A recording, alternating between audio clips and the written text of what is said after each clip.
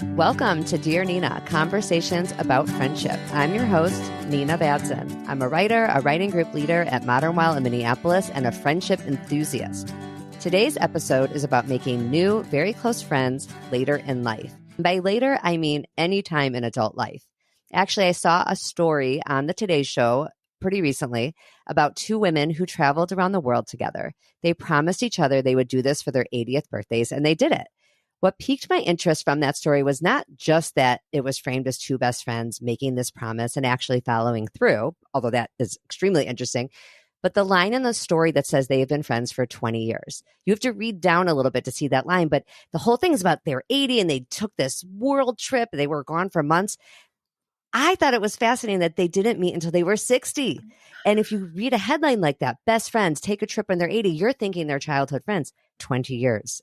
That's it. I mean, 20 years is a long time, but it's not a lifetime.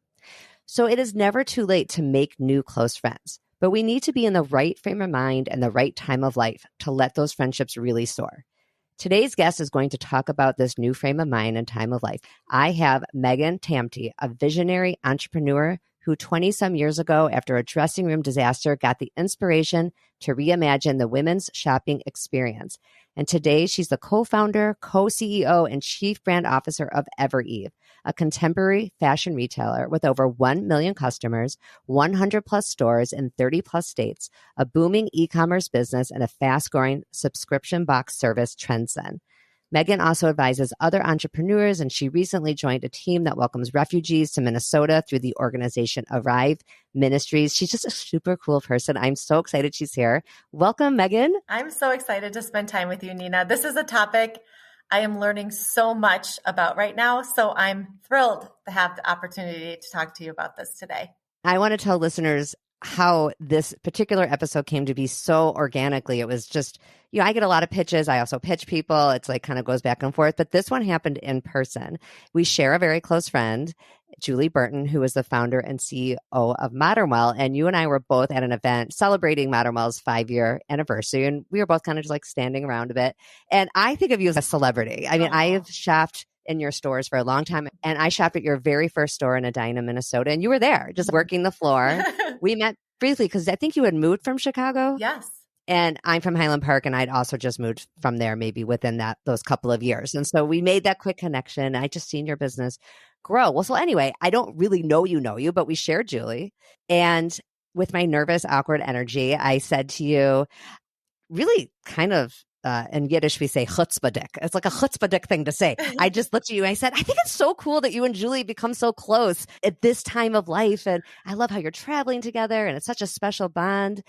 You and I were talking about how that might not have been possible earlier. And I said, hold on, could we just have this conversation on the podcast? I love it. And you very graciously said you would. And here we are.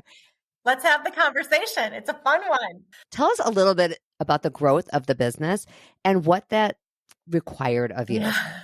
A lot of sacrifice. My husband and I partnered together to start Evereve 18 years ago, and we did not have any retail experience. I was a woman who experienced a terrible experience in a dressing room, and after crying for about 20 minutes, not receiving what I was looking for that day, I left the dressing room and went home empty-handed and reimagined what that experience could have been like.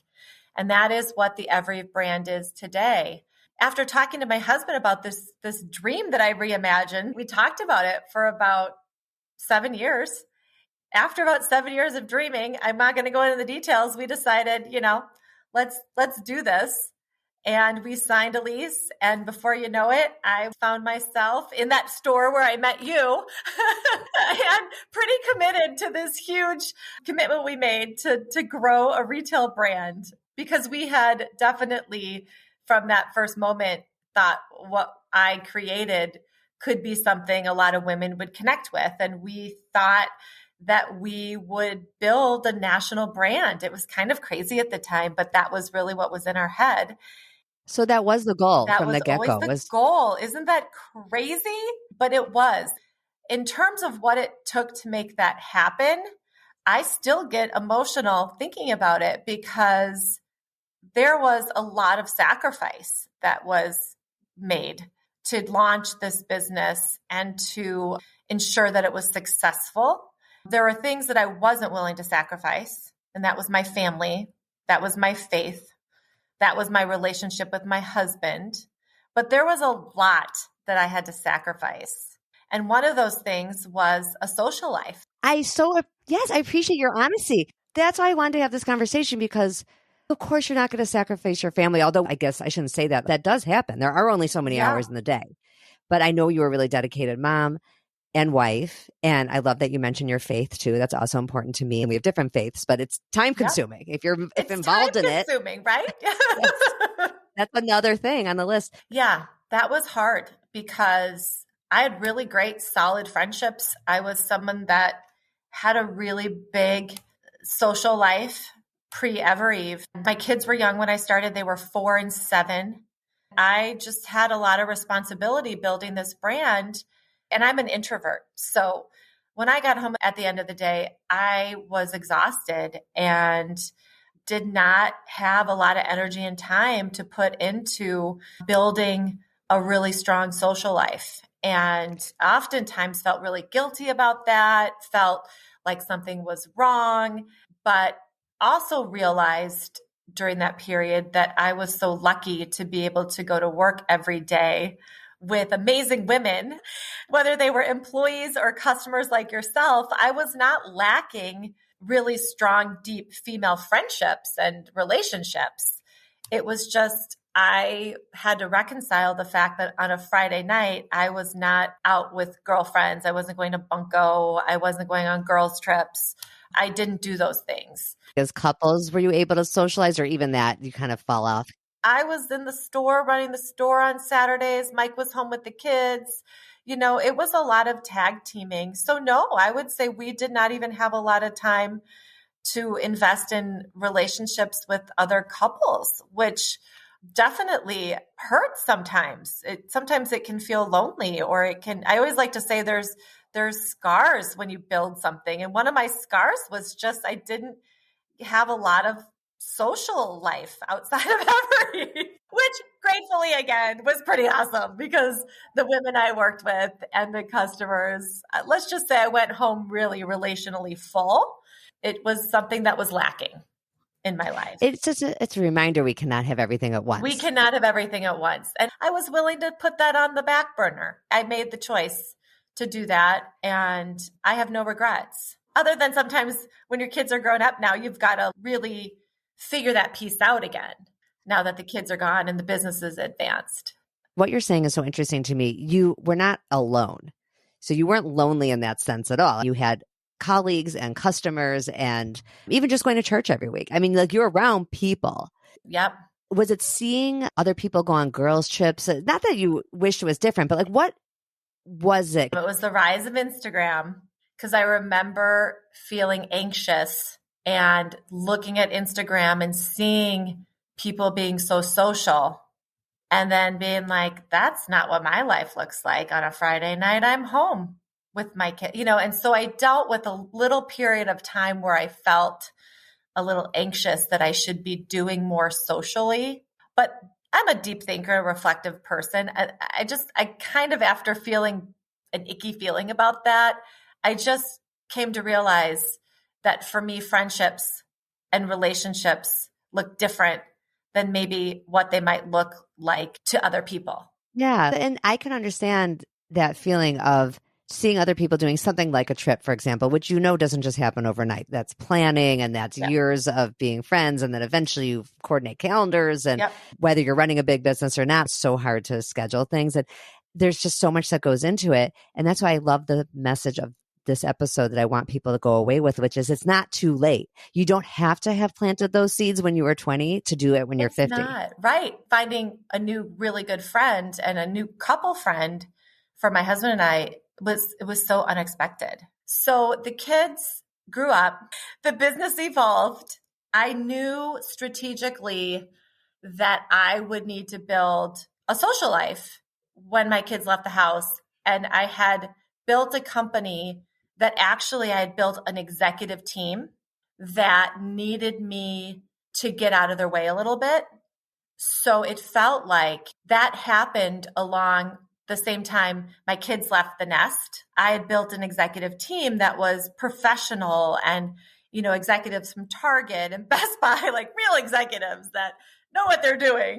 And I'm still heavily involved every day in this company, but I felt like I, for the first time, had a little permission to kind of leave the office and maybe meet someone for lunch or say yes to coffee or do some of the networking or engaging during those business hours that for I don't know how many years, probably 12, 13 years, I never would have thought of. Those two things happened at the same time.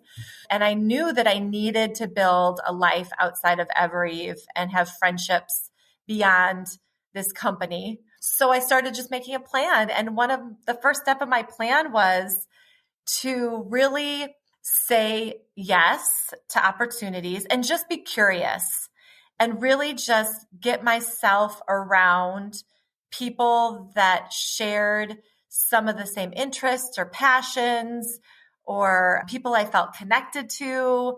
So Julie Burton was a woman that many years prior had dropped off. She's a writer. She had written a book. She somehow, we didn't know each other, but somehow she got this book into my office many years before I actually met her. And I do remember reading the book and looking at it on my desk. And there was a note like, hey, I wrote this book and thought of you. And I looked at the book, I read the back cover, but I was in a very busy time of my life. So I didn't reach out to her. I just kind of put the book in my bookshelf and thought it was interesting. But I do remember thinking, whoever this is who wrote this book, she sounds amazing. And I know I would really like her. So maybe 5 years later, when I was in search of this sort of like, gosh, I got to get myself around women that I just connect with, I remembered that. And I also knew in the community that she had Modern Well, and I drive by Modern Well and I see it. And I knew her story. I just was like, that's a woman I want to know. So I emailed her and I just was like, hey, I mean, I'm an entrepreneur, so I'm not afraid to put myself out there. So I believe I emailed her and just said, hey, it's Megan, the founder of Evereve, and I've admired you from a distance. I think you're pretty cool. At that point, I was really trying to get out of Evereve, the office, and just, I knew I needed to like see the life outside of Evereve. On Fridays was sort of my day to just be curious outside of Evereve land. And so I just said, can I come and get a tour of Modern Well?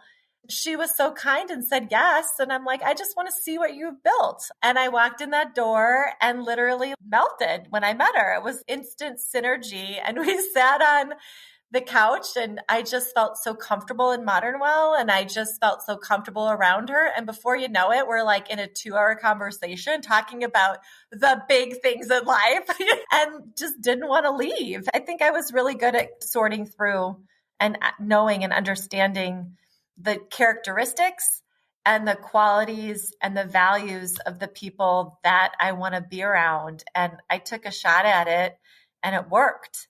I think maybe the next time we said, let's come over for a glass of wine. We can have your husband meet my husband. And we did that. That's a big step. It can take a lot of work to find synergy between the 4 people. So it was good. It was fun and completely unexpected. It's like your entrepreneurial spirit ended up being the thing that spilled over into this successful new friendship, because to reach out like that is really hard. Your kids don't go to the same school. You're in completely different businesses. It's easier if you're like sitting on the bleachers. There's a natural friendship that can happen just over time. But this was much quicker because you were also more mature. You were older. Yeah, more mature. You know who you are, what you care about, what your values are, the kind of people that interest you. So to me, it was very strategic and courageous. Yeah, it was. Did that happen with anyone else? Well, then what's great is you get yourself around people, they then introduce you to people in their world. That's really fun because that kind of opened the door. So yes, Steph Pierce is a friend of Julie's, who I was going through a really tough time in my leadership. And Julie, being the connector she is, really felt I needed to meet Steph Pierce, who is a leadership coach. And now she's just a friend. That was a fun connection. And I've realized that I like people that are deep and fun and kind of I always tell Steph, a little dorky, can laugh at themselves. And that's a really good connection for me. Then Steph and her husband, now we do dinners. And that's just really, really generous of Julie to share those friendships with me. I took away limits of they have to live close to me. That's interesting. Interesting. Yes. Yes. I was like, well, what if you don't necessarily put boundaries on where they live? So I did reach out to a really dear old friend who I completely lost touch with, but always was like a soul sister to me. And I don't know, maybe on Instagram DM'd her and said, this is crazy, but you should come to my lake house and visit my husband and I for the weekend. And it felt very vulnerable because we had not seen each other for a long time. And she said, yes. I remember picking up at the airport. It felt like you were going on a first date. It was super awkward. Like, oh my gosh, are we going to like each other? I put a little time period on it. Come for like 2 nights. And I picked her up late on Friday night and dropped her off early on Sunday. So it was very strategic in terms of how much time. And luckily she said yes. And wow, the same thing happened. Really great connection. And so now she's just a soul sister to me, even though we're far away, we make plans to meet up. So I tried that technique and that really worked. I did it a couple times with people. I every summer, I'm going to do it twice and just reach out to someone who doesn't live in Minnesota that I want to get to. And it's super awkward because you're kind of like, we don't know each other, but will you come and hang out with me? This is so important for people to hear. I cannot express enough because I often advise people. I get letters that I use in my Substack newsletter that I use on the podcast. And it's people of all ages, trying to make new friends. I mean, that's just one piece of the friendship puzzle. There's also keeping friends, which is really a bigger topic than making friends. But making friends is the start. I often tell people to sign up for things, show up consistently. But what you're suggesting, I like a lot. And I'm going to use other times. And that's ask, invite, really put yourself out there. But I would like to hear your take on, it takes a lot of vulnerability. I know that. What if the person makes it clear they don't have time? I could imagine, just go with me on this for a second, sometime in your 30s, somebody reaching out to you, someone coming in the store, finding you interesting at that time and being like, oh, I'd love to get to know Megan. We live 2 blocks away from each other. That'd be so cool. And you just do not have time. And you probably had to make that clear. It's hard to make that clear, but it's so hard to make that clear. And I really I have a lot of friends right now who are in a phase of life that I was in years ago that I'm not in anymore, which is they have families with kids at home, they're building a career or they're building their business. And I'm kind of out of that. And so I'm like, hey, let's do things. And I get rejected all the time. And I've learned to not let it hurt my feelings at all. I just realized they're in a phase of life. I've been there. I've been the one that has said no. I just honor it and respect it and still participate, like cheer them on, but leave it in their hands. And I'm pretty confident that when the relationship or the connection's meant to be, they will come out of that hard part of life where they're busy and we will reconnect. I know that will happen. And I'm seeing that happen a little bit because my kids are out of college now. And a lot of my friends, our kids are going into college and I can see them kind of reappearing. And I'm like, oh, this is going to be so fun here in a couple of years when you're a full empty nester and you're not at the building stage of your career. It gets very exciting. Such a good attitude. How did you say no nicely back in the day when you really didn't have time and people were, I'm sure, I just know without knowing that people wanted to hang out with you? I know I've hurt people's feelings because I think at first I didn't know how to do it. So I probably just wouldn't respond. Yeah, that's normal. I know I've hurt people because maybe there was an invitation or maybe I just was so overwhelmed with emails that I just had to not respond. So I didn't have anxiety issues, like self-protection mode. But I do know that there probably were moments when I just didn't respond. I'm not proud of that, but at the end of the day, it's probably what helped me stay healthy and strong and keep my family and my faith centered. I remember really clearly articulating my values to people and letting people know my priority right now is my family. I wish I could say yes. I've got to stay focused on these top priorities because I think it's going to get real ugly real fast if I don't. I think I kind of communicated in that way to people, but I do know that I probably have, again, I would say it's a scar that I have. I probably have let people down or hurt people's feelings because I wasn't able to do it all during that really challenging time in my life. And I think that's just a scar that comes from building something so big. That was a great answer and an honest answer because we really can't please everyone. I loved your expression. I wish I could say yes. That's a very kind thing to say and probably true. It was very true. I used to say that a lot. I wish I could say yes, but saying yes will push me over the edge right now. And I have to stay focused on my top priorities. I wish it was different. That's sort of the language that I remember using during those really hard times. Gave you a good way of thinking of things if you reached out to people later, more recently, and then they just couldn't do it right now. It's like you kind of get it. Sometimes timing is just off. Sometimes timing is totally off. And I feel that on the other end of that. Now, raising a family takes a lot of work. It's a lot of time having kids.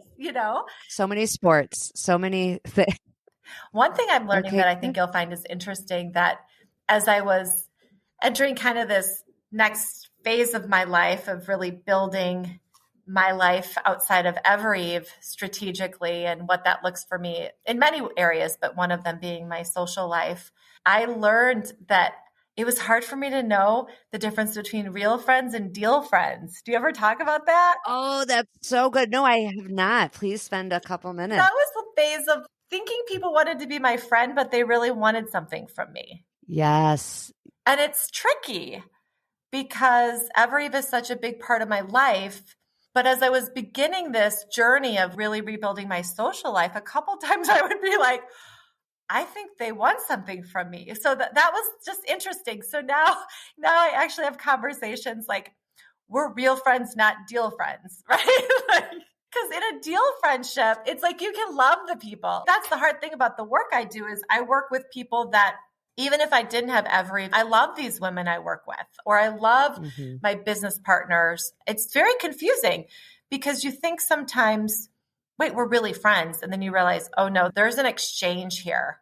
So I've kind of had lots of conversations about, and in my mind, viewing this is a real friend and this is a deal friend. And even talking about that with some of them, just to make sure we're not trying to have a business exchange. You're not trying to get something from me and I'm not trying to get something from you. I mean, it can get a little tricky because a lot of times the people I like to hang out with are business women. Right. Of course. Yeah. Like I was at a retreat once and I thought I was with some girlfriends and then they're like, oh yeah, the whole thing is comped on business. I'm like, oh wait, I was thinking we were friends. It can get a little tricky that way. So I've learned that language and it helps to get clarity and even have that conversation with some of my friends about, there is no deal here. I'm not working. I'm not trying to sell you my clothes and you're not trying to sell me your business. And the opposite really is true. Julie and I, our friendship, we became friends because we were both writers and we both had 4 kids. Like we're about 10 years apart, but we were writing about similar things and we were introduced to each other with the writing as the context. And the friendship started that way. We were work colleagues kind of, but this was before Modern Well.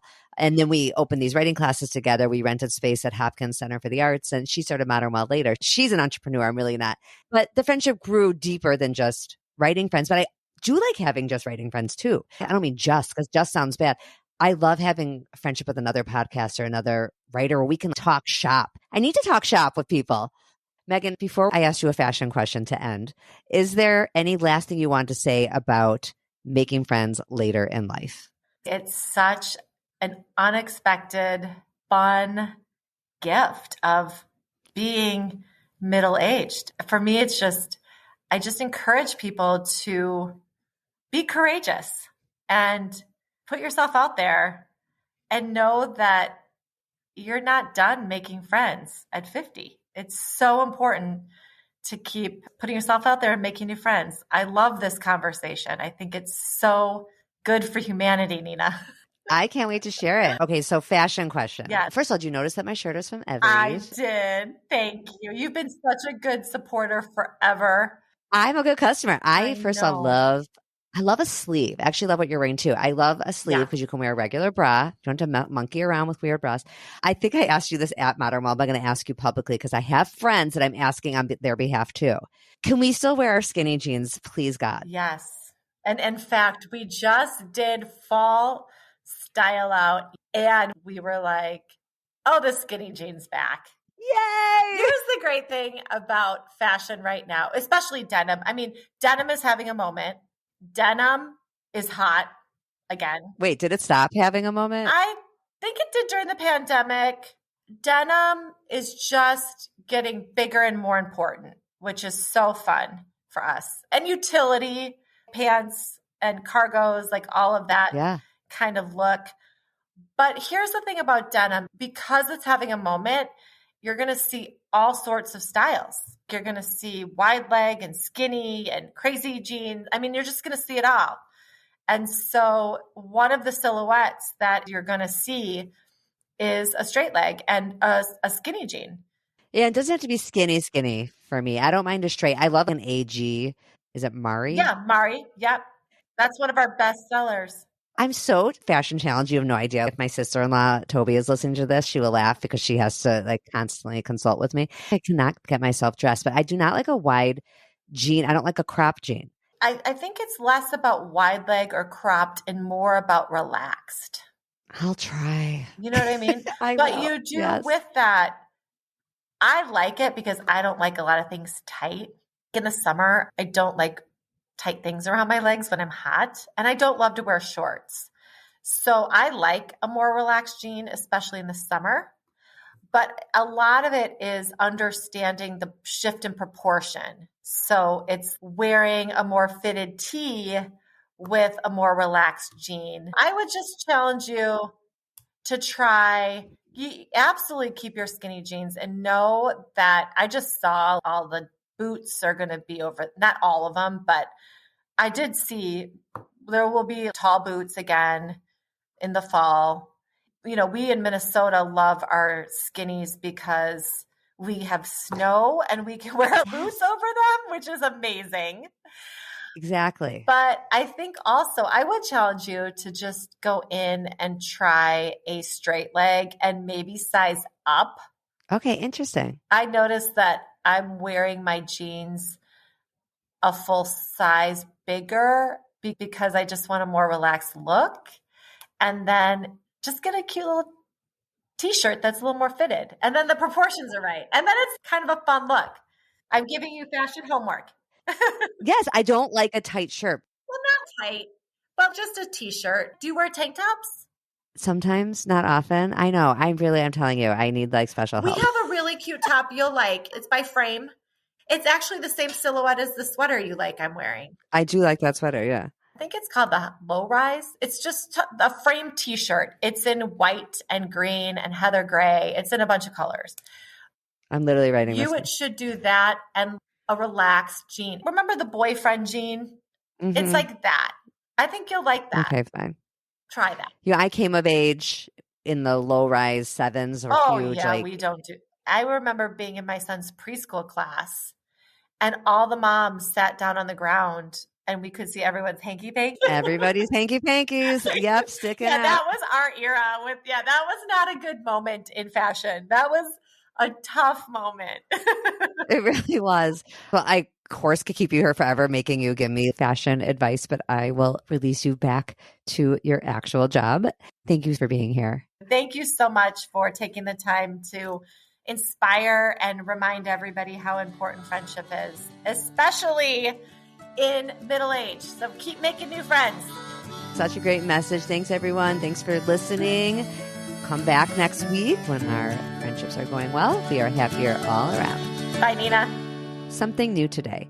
You know how when you listen to a podcast, the host always asks you to rate it, to review it on Apple Podcasts, Spotify, or wherever you listen. Apple seems to matter the most. I guess it makes a difference when someone goes to the search bar, if they put in friendship and they want to hear things about friendship. If a podcast has a lot of reviews and stars, then that is what gets shown. So if you have enjoyed this episode or any other episode, I would so appreciate if you would take the time to do that. One other really helpful thing is to just share it with a friend. Send them a text, send them an email, say, I'm enjoying this podcast about friendship. I think you would too. Makes a huge difference. The third thing I'd say is share it on social media because that helps me reach people I would never reach on my own.